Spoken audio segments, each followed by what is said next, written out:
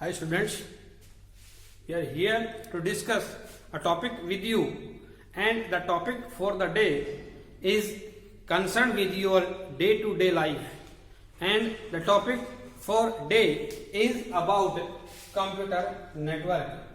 In this lesson we will learn about the concept of computer network, why we need computer network, what is the history of computer network. Then we have the different ways to sending data.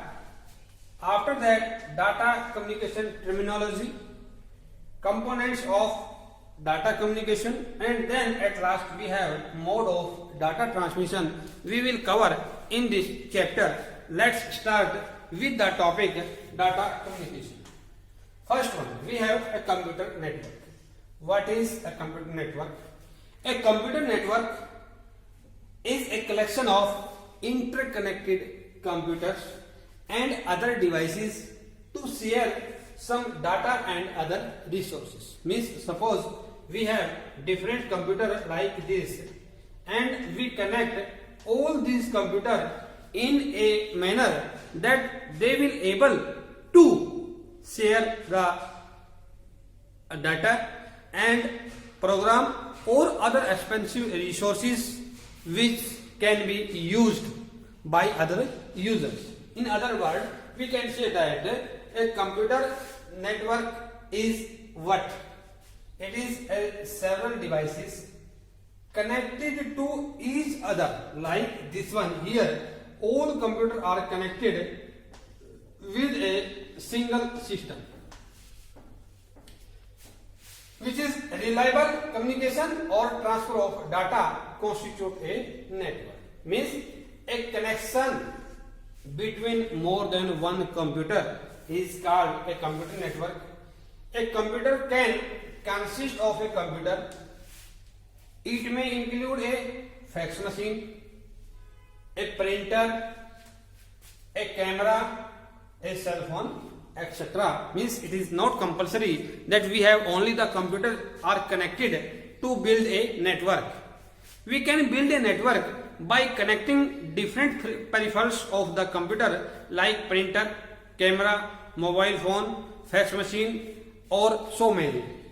In other words, we can say that a collection of interconnected computer is called a computer network.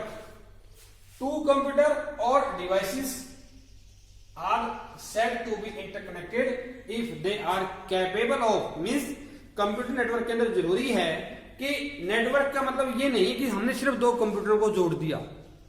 Computer network का मतलब ये है कि हमने जो दो computer जोड़े हैं वो दोनों कंप्यूटर हमारे कैपेबल है जिसके लिए डाटा को शेयर करने के लिए, और जो भी इंफॉर्मेशन उनके अंदर है एक दूसरे की उनको वो शेयर कर सके. Means in computer network we can share the information और प्रोग्राम और even an expensive resources we can share by using computer network.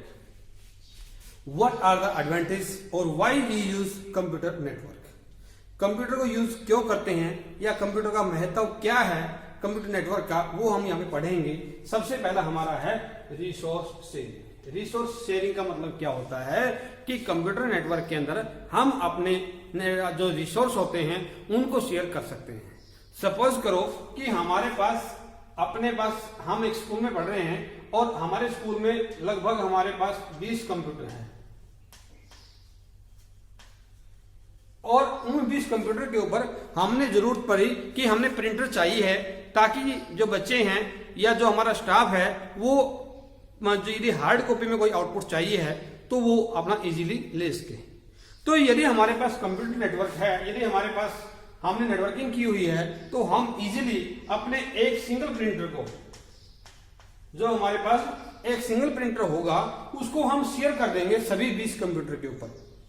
तो उससे क्या होगा, जो हमारा रिसोर्स है, रिसोर्स क्या कि जो प्रिंटर था हमारा वो शेयर हो जाएगा सभी के बीच में, और एक प्रिंटर से ही सभी 20 के 20 यूजर जो है वो हमारा काम इजिली कर पाएंगे। इसलिए हम कह सकते हैं कि it provide the facility to share the resource. Primary use of a network is to share resources.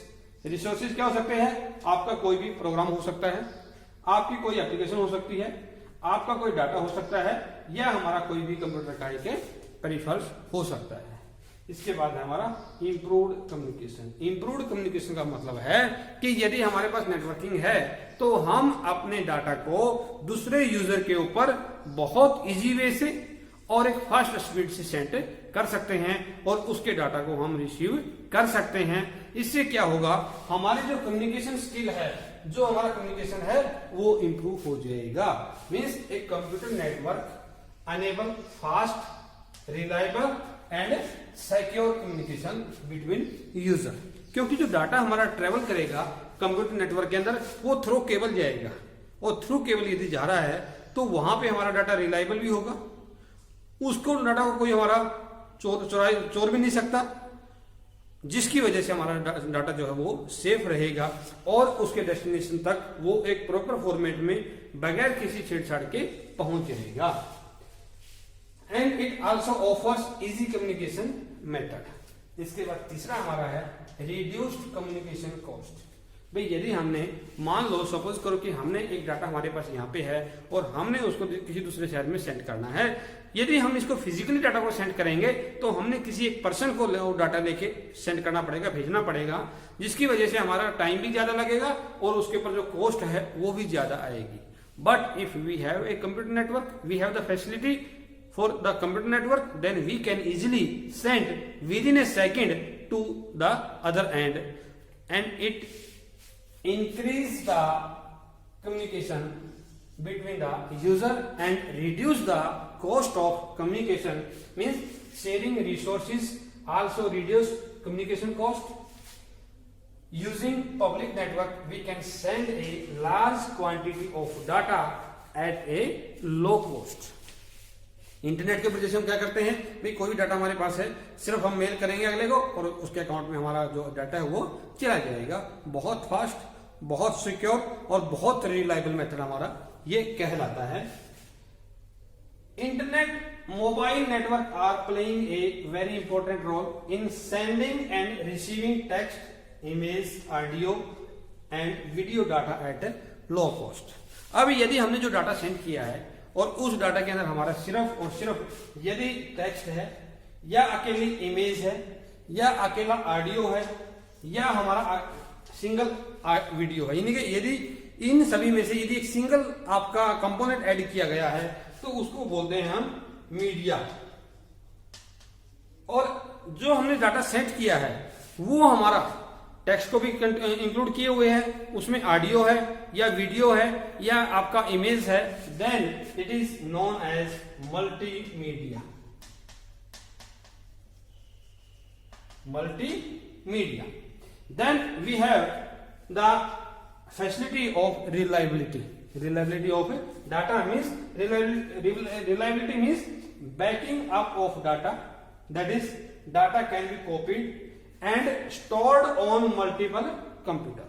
भाई मान लो हमारे पास कोई डाटा है, उस डाटा को हमने किसी दूसरे कंप्यूटर में सेव कर दिया है, बैकअप हमने ले लिया है, और सपोज करो हमारे सिस्टम में कोई प्रॉब्लम आ गई है तो हम उस डाटा को दूसरे कंप्यूटर से इजीली एक्सेस कर सकते हैं। वहां पे जो हमारा सेकंड कंप्यूटर है या जो हमारा नेटवर्क का जो कंप्यूटर है वो हमारे लिए एक बैकअप का काम करेगा।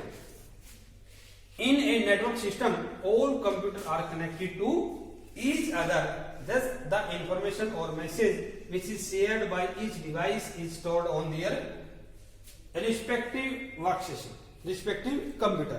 यानी कि यदि हमने कंप्यूटर नेटवर्क के ऊपर अपने डाटा को सेंड कर दिया है तो वो जो डाटा है वो डाटा सभी कंप्यूटर के ऊपर हमारा स्टोर है, और यदि सभी कंप्यूटर पे वो डाटा स्टोर है और यदि किसी एक कंप्यूटर में हमारी प्रॉब्लम आ गई है तो उसको इजिली हम उस दूसरे कंप्यूटर से डाटा जो एक्सेस कर सकते हैं।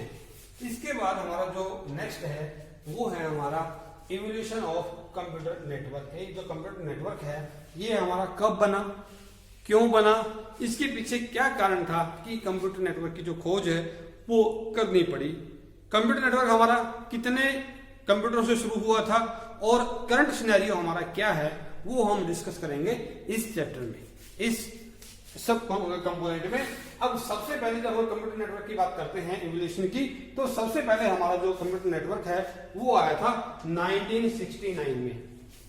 1969 में, जिसके अंदर सिर्फ हमारे 4 कंप्यूटर को जोड़ा गया था, और 4 कंप्यूटर हमारे थे ये Shri UC Santa Barbara, UCLA और यूनिवर्सिटी ऑफ ओटाहा। इस नेटवर्क का नाम दिया गया था हमारा ARPANET। ARPA ARPA means advanced research project agency network. ARPANET क्या था?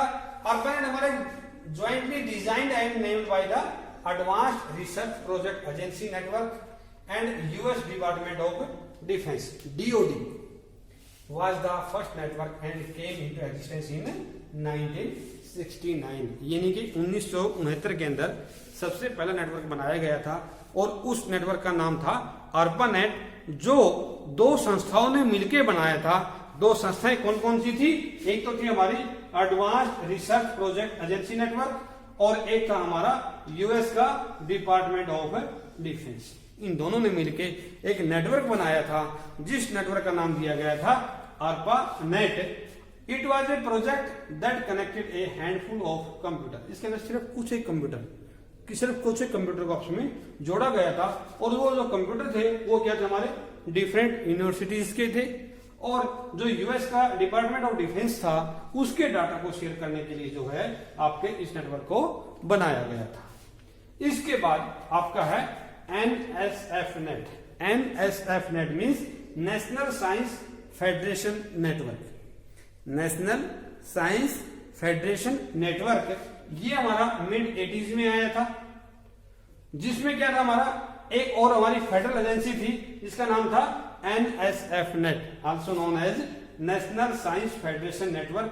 उन्होंने अपना एक नेटवर्क बनाया, NSFNet ने अपना एक नेटवर्क बनाया 1980 में, which was more capable than ARPANET, जिसके अंदर हमारी ज्यादा कैपेसिटी थी देन कंपेयर टू ARPANET।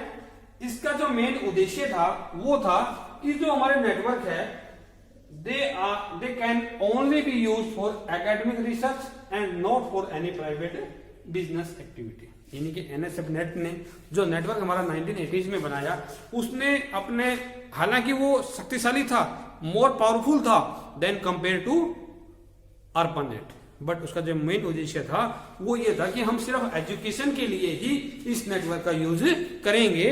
उसका मेन उद्देश्य जो था वो था कि हमारी जो भी एकेडमिक रिसर्च है उसके लिए हम इसका प्रयोग करें, न कि किसी प्राइवेट बिजनेस के लिए। इसके बाद क्या हुआ?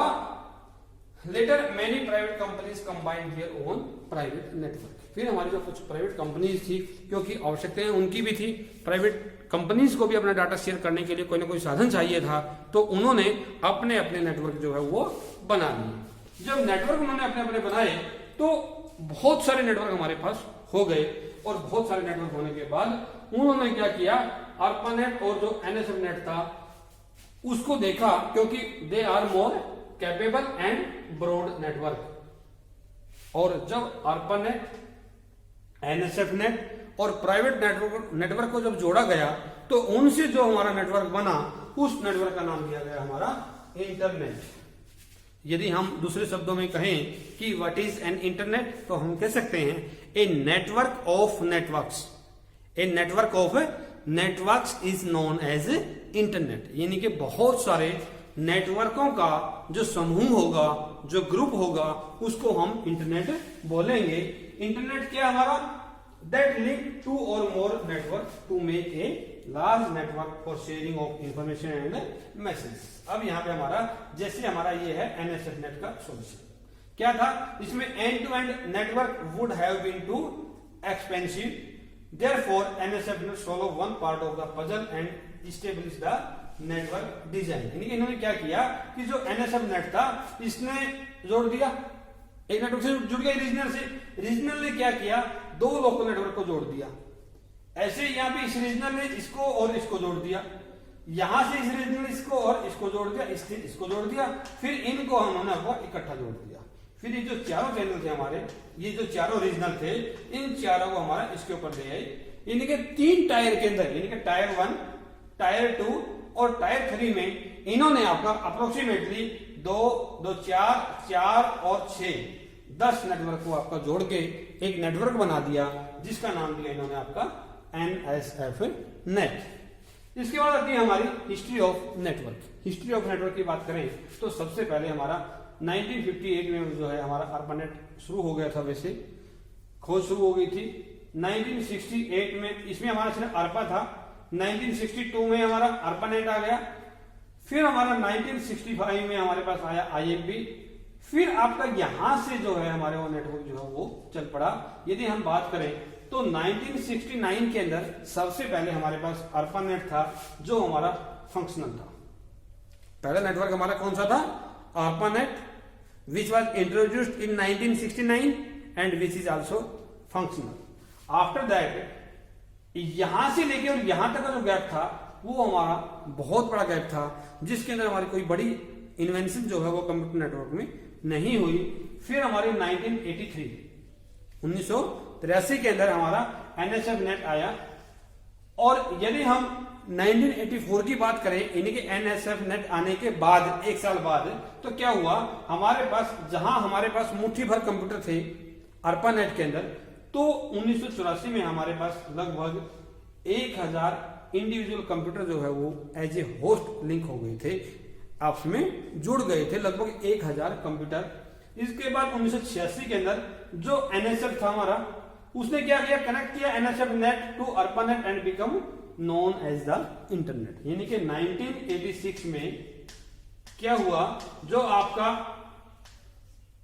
ARPANET था और NSF नेट था, इन दोनों को जोड़ दिया।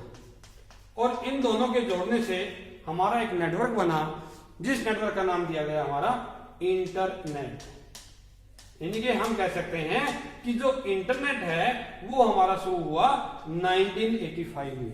और फॉर योर काइंड इंफॉर्मेशन, हमारे इंडिया के अंदर भी जो इंटरनेट की शुरुआत है वो हमारी 1985 में ही हुई थी। और वो दिन था हमारा जिस दिन हमारा सबसे पहले जो नेटवर्क आया था, इंटरनेट शुरू हुआ था, वो थी 15 अगस्त, जिसमें हमारी कंपनी है जिसका नाम आपने सुना होगा VSNL, विदेश संचार निगम लिमिटेड, जिसने सबसे पहले 15 अगस्त 1995 को हमारे इंडिया में इंटरनेट की शुरुआत की। इसके बाद हमारा 1993 के बाद हम आगे चलते हैं, यहां हमारा इंटरनेट हो गया। फिर हमारा अब करंट सिनेरियो में हम जी रहे हैं। और हम यदि बात करें कि 1969 के अंदर हमारे सिर्फ कुछ मुट्ठी भर, यानी कि सिर्फ 4 कंप्यूटर जो है आपके थे अपने नेटवर्क के अंदर। और यदि हम 2020 की बात करें तो 2020 के अंदर हमारे जो कंप्यूटर होस्ट है, जो हमारे जुड़े हुए कंप्यूटर है, उनकी जो संख्या है वो है हमारी 1012 millions of computer, 1012 millions computer. और यदि हम बात करें तो 1993 में यही हमारे जो कंप्यूटर थे वो हमारे 1.3 मिलियन थे, यानी कि 1.3 मिलियन से शुरू होके। और यदि हम 2093 की बात करें, 2019 की बात करें, तो 2019 में हमारे पास जो नंबर ऑफ कंप्यूटर जो हमारे नेटवर्क से जुड़े हुए हैं उनकी संख्या है 1012 मिलियन। अब इसके बाद हम थोड़ा सा आगे मूव करते हैं और यहां पे हमने बताया आपको कि ARPANET plus NSF net, ARPANET plus NSF net plus private network, तीनों को मिलाया हमने। और तीनों को मिलाने के बाद क्या बन गया, हमारा इंटरनेट जो है वो आपका बना। इसके बाद हमारा आता है कि जो इंटरनेट है, इंटरनेट की शुरुआत कब हुई, क्यों हुई और उसके हमारे क्या क्या एडवांटेजेस थे। तो इंटरनेट हमारा सबसे पहले कब आया, 1990 के अंदर। क्या किया, इंटरनेट क्या था हमारा, a network of networks came into existence. The internet has evolve from ARPANET, यानी कि जो हमारा इंटरनेट है उसमें क्या था, आपका ARPANET का कंट्रीब्यूशन था। Then computer are connected through world wide web, जिसको आप बोलते हो WWW world wide web, which is introduced by Tim Berners-Lee. उन्होंने आपका WWW का जो है वो इन्वेंशन किया था। World wide web that comprises A large network and share A common communication protocol. हमारे कंप्यूटर को कम्युनिकेट करने के लिए उन्होंने आपका एक कॉमन प्रोटोकॉल जो है वो आपका वो बना दिया, और उस प्रोटोकॉल का नाम था TCP/IP। TCP stand for transmission control protocol. Transmission control protocol. और आईपी जो हमारा होता है, आईपी होता है इंटरनेट प्रोटोकॉल।